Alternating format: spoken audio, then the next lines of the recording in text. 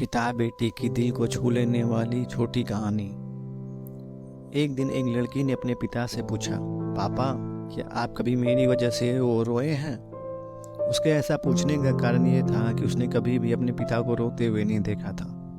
इस सवाल के जवाब में पिता ने कहा, हाँ, एक बार ऐसा कुछ हुआ था जब तुम्हारी वजह से मैं रोया था। यह सुनकर लड़की उस बात को जानने के लिए उत्सुक हो गई कि आखिर वह क्या बात थी जिसने उसके पिता को रुला दिया था।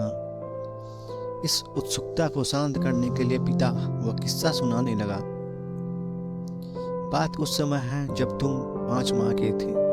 एक दिन मैंने तुम्हारे सामने 3 चीजें रखी, एक पेन, एक सिक्का और एक खिलौना।